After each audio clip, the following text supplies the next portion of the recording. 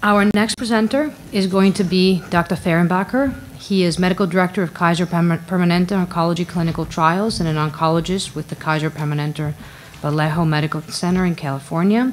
He will present data from NSABP B-47 on behalf of the NRG Oncology Group. It's a phase 3 clinical trial comparing adjuvant chemotherapy AC followed by weekly paclitaxel or TC times 6 with or without trastuzumab for 1 year in high-risk invasive breast cancer negative for HER2 by ISH with IHC 1 or 2 plus. Thank you. Well, thank you for inviting me to present the results of NSABP B-47. I'm presenting on the as a representative from all the investigators from NSABP and NRG. So you've read the title already for me. These are my other investigators on this study. Here are potential conflicts of interest for our physicians, most of which are conducting the studies themselves. So, although this may not be a medical group, you're probably quite aware of the 2005 ASCO presentation by Dr. Ramond, in which we were presented with the stunning results of the effect of trastuzumab used in an adjuvant fashion on HER2-positive breast cancer. This was for patients who were IHC 3+ or had a FISH score of greater than or equal to 2.0. And you can see these curves separating dramatically for disease-free survival and unheard of p-values showing this to be a very dramatic effect. A great time for oncology. A review of those studies, B31 and N9831, it was a combined analysis. The chemotherapy was AC followed by paclitaxel with or without 1 year of trastuzumab. This was in HER2 high-risk patients. All were node positive at the time. And importantly to focus on, the initial study entry criteria included the FISH test being greater than or equal to 2.0 and an IHC of 3+. This testing was performed at the local laboratory where the patient was being treated.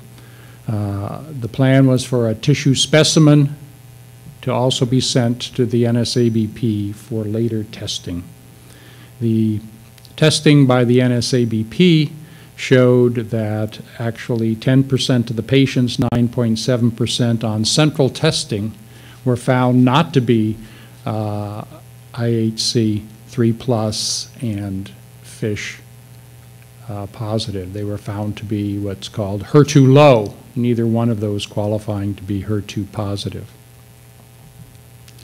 And lo and behold, when the analysis was performed looking at the benefit of using trastuzumab in these 174 patients considered to be HER2-low, it was found that the result was essentially identical, that the hazard ratio was less than 0.5, the benefit was equal, and statistically testing this, there was no interaction between level of FISH or IHC testing, and this was quite bewildering. The hypothesis had been that it would be only the HER2 amplified patients who would benefit from this. So a lot of testing was done. These 174 patients had their samples sent to many different laboratories to confirm that they really were HER2-low, and that all showed that they were HER2-low. They were not amplified, these specimens that have been submitted to the NSABP. And because of that, the NSABP and the NCI initiated a trial, and actually this is a confirmation slide that the N9831, the other companion study, also had 100 patients, 103 patients, who turned out to be on central testing. Again, not the local lab, but central testing were HER2-low. And they had the same benefit. Their FISH ratio was also 0.5. Because patients who are IHC 1+ and 2+ non-amplified are 3 times as common as the HER2 amplified patients. The enormous potential benefit.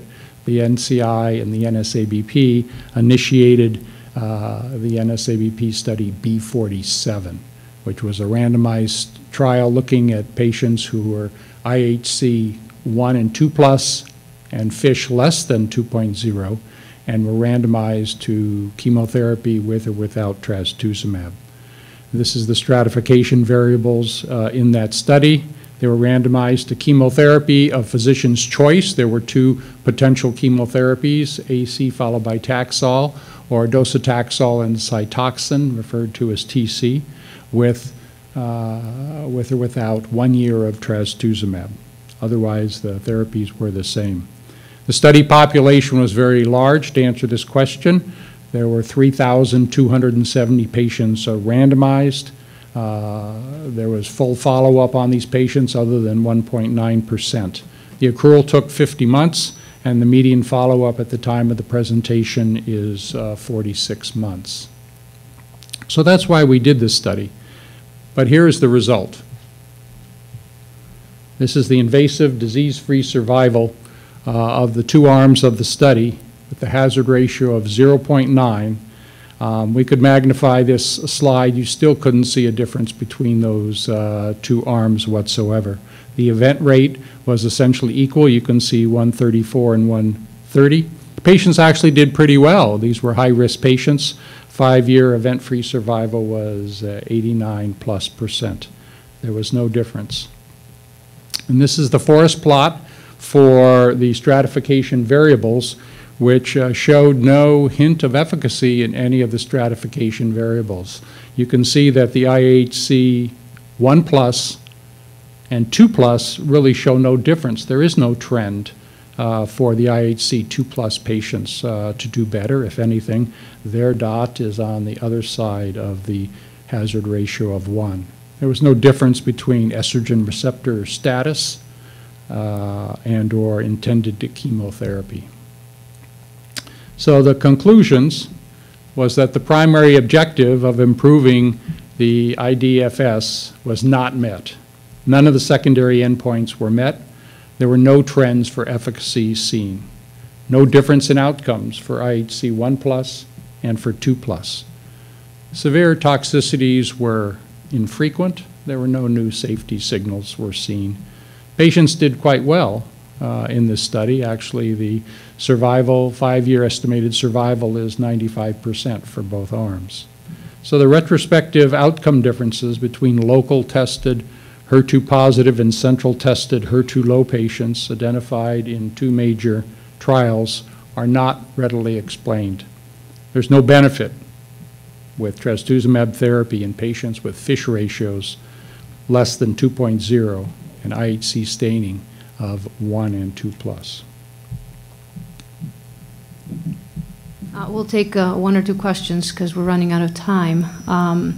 So this is extremely important. We typically don't choose to present negative slides at this forum, but the reason we chose this presentation is the fact that there's many patients that are 1 or 2 plus that we've been wondering whether we should be giving a pretty expensive drug and it has its own toxicities for a whole year. So thank you for conducting the study. Yeah. I just wanted to ask you, obviously there's a difference between local and central testing. Yes. And therefore there are some people who are being sort of categorized as high in local testing and they find out to be low in central testing. What are the implications for that for treatment? Certainly one of the explanations for this outcome is that it's a different sample sent to the central laboratory, and tumors we know can be very heterogeneous. There may be a part of the tumor that is not the same, that is not amplified. So we don't have any particular plans or suggestions as far as multiple testing of particular tumors. What was very interesting in this study was that even in the HER2-low group, they looked at the lymph node metastases, and they were HER2-low also. So this is not a good explanation, a complete explanation of why we had this particular finding. I think one of the things to consider is, like Dr. Gray said, the tumor heterogeneity. So for me, clinically, if I get one test, whether it's local lab or central lab, that's HER2 positive, I will offer anti-HER2 therapy. Yes. Caroline Helwick, the ASCO Post. So if you get a patient that is kind of borderline, then does this answer the question of whether you should do additional testing? I don't think it answers the question completely. Certainly, if there's a high suspicion or increased suspicion, one can certainly test other areas of the tumor. Talking to the pathologist, you would be looking for disease that was the least well differentiated, et cetera. So it certainly is a possibility for testing of equivocal. But this does tell us that those patients who were 2+ do not benefit at this point in time, who are not amplified. And also, has there been a change in the testing over time in terms of the accuracy of the HER2 testing, or something that might, explain some of the difference? I'm sure things have improved since that period of time. And in fact, in the NSABP study, the initial local testing, the HER2-low rate was quite high in the beginning, and an amendment went into this study requiring the testing be done only at a select number, about a dozen or two of studies, that lowered that HER2-low rate from about 19% down to 6%. So excellent, high-quality testing is very important. Okay, and were you guys surprised at this finding? Is Dr. Soon Pike surprised at this finding? I think everyone is surprised. Well, maybe some people aren't surprised, but yes, we were surprised at this finding. Biologically, it's hard to imagine that a FISH ratio of 2.1 gets full benefit and a FISH ratio of 1.9 gets no benefit. So it's a little biologically difficult to completely understand. Yeah, thank you. Great. So on behalf of the conference organizers,